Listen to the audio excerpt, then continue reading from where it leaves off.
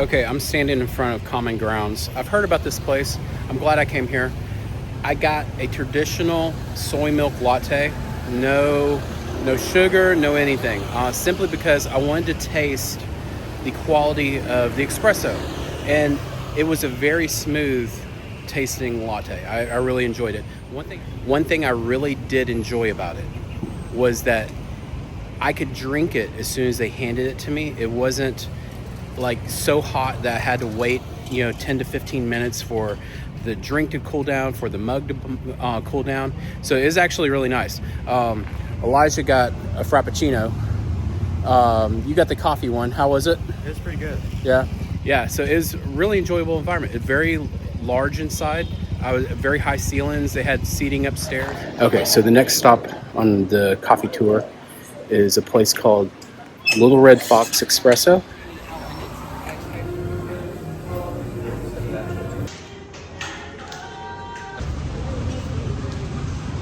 Okay, so just a small latte. Inside there, it's small. You're not going to bring a big group. If you and just two other people come in there, it'd be suitable. But if you bring 5 or 6, you're going to run out of room pretty quick. But it's really cool. They had a gravity drip for like iced coffee in there. I thought it was pretty neat. So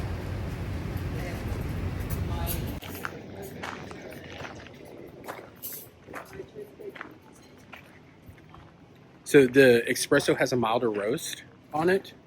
It's not as deep as a Starbucks espresso roast, but it's good. It's smooth. I think the coffee I had at Common Ground, the transparency of the espresso roast came through a little more clear, and it was smoother. But this is a good cup. I enjoy it.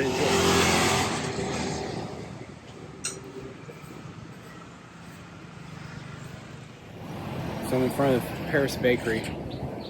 So this one's really cool because it's a French bakery and deli.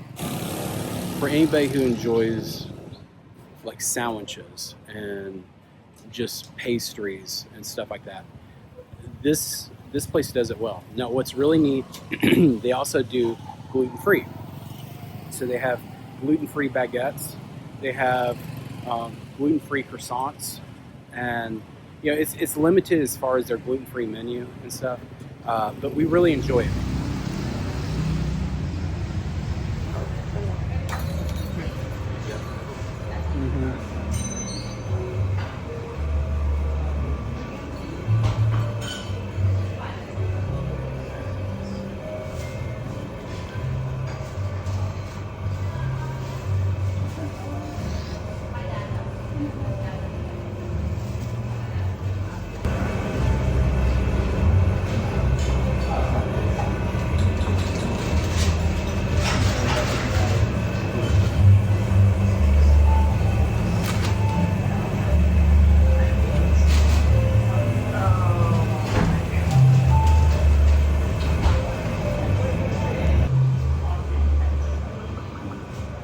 Okay, so for $13,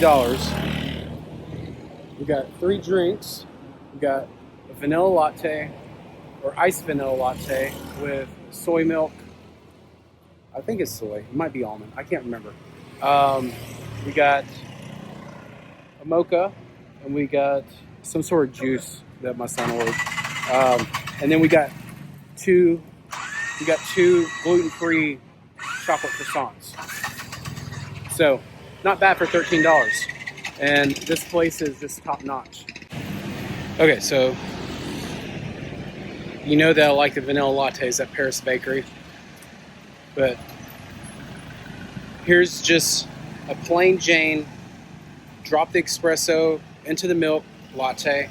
Let's see how it goes.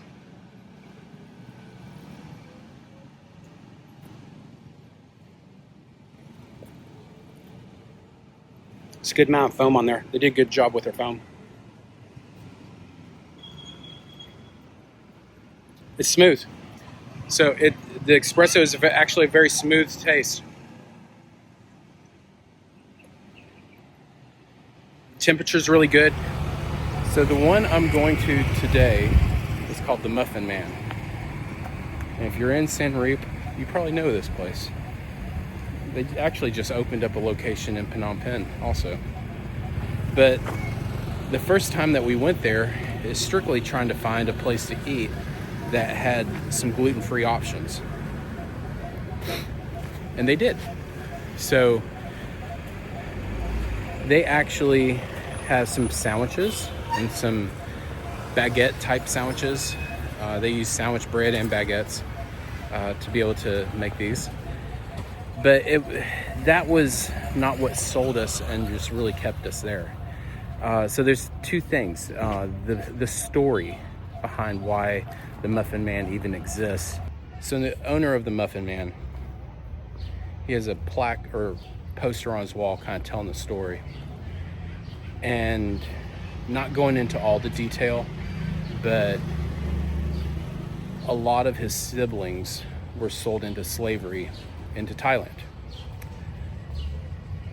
And so he had the opportunity to study how to make muffins. And it was through a woman from Australia who taught him the sanitary process of, doing all that, plus owning a business. And in the process of that, he started purchasing his siblings back. They also partner with a nonprofit here that specializes in training people with physical, mental disabilities. And so they give a place to work for people who normally couldn't find a job. And so it's a really neat place to go and recognize the love that they have for their community, the people, and that's it right there. So I'm gonna go over there. I may film a little bit in there, but we're gonna get our coffee, and it's simple. It's just 2 iced mochas with almond milk, and they do a good job. Really like it.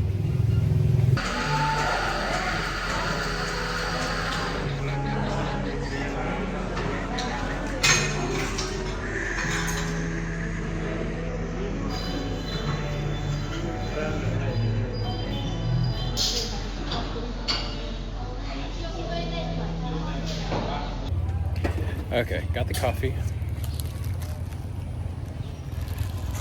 And now I'm gonna head home and enjoy it. So total cost, $6. Even close to 20 years ago when I was working back at Starbucks, it was easy for people to spend close to $6 on one drink. So this is an easy habit to have. Okay, so just to make everything similar in the I feel like it's like tourist dad goes safari. No, trying to find a place where I'm in the shadows. That's not working. These buildings aren't tall enough. Here we go. This is better. Okay, so just to kind of keep everything similar, so you can kind of get my opinions. Now, this is the Muffin Man. I already told you that I like their iced mochas, but I got their latte. So we're gonna crack this open and see if they poured it any differently than just like, dropping it in the cup and serving it, or if there's a little art on it, and see how it tastes. Okay, so not seeing any art on this, which I would not expect it since it's a takeaway or to-go product. I'm okay with that. I was kind of surprised at the Little Red Fox Espresso that they put that in a takeaway, or they did all that work for a takeaway. So see how it tastes.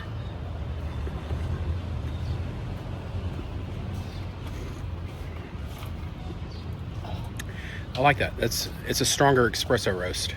So that to me, I enjoy that. I I spent 8 years working for Starbucks, so I got used to the very strong Italian-inspired espresso roast. And whether or not you like Starbucks or you care for the taste, that's what developed my impression of espresso. Yeah, that's really good. So it's smooth, it's not bitter, but it is stronger. So Muffin Man wins. I like them. You know, their ice drinks are good. The environment's amazing, and from pulling a shot of espresso and just dropping it into the milk, it's a win. Check out that Jeep. That's pretty cool.